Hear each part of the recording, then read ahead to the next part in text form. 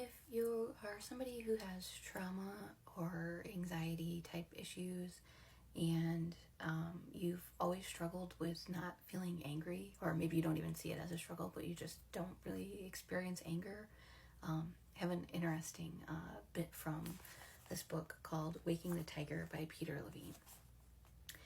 In post-traumatic anxiety, immobility is maintained primarily from within.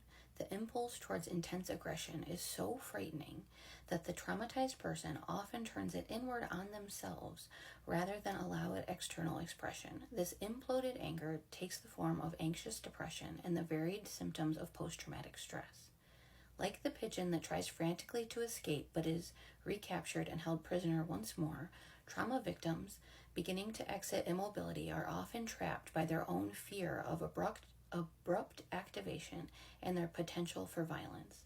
This remains in a vicious cycle of terror, rage, and immobility.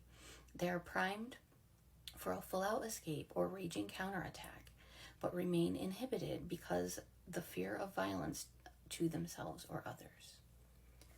I thought that was really interesting because I remember saying as in my late teens that I've never really felt angry. Like, it's just an emotion I don't have.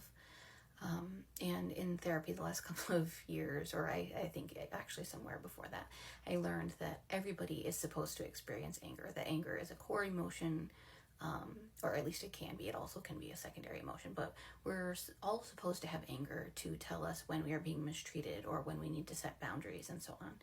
And so not really ever feeling angry is not a natural experience for humans. And I always knew also that I have trauma. I was diagnosed with PTSD when I was 14. I also have complex trauma and developmental trauma, etc. But yeah, I just thought that maybe kind of connected some pieces that I had seen as a little bit separate for me. That maybe part of why I don't experience anger is because I am in a freeze response.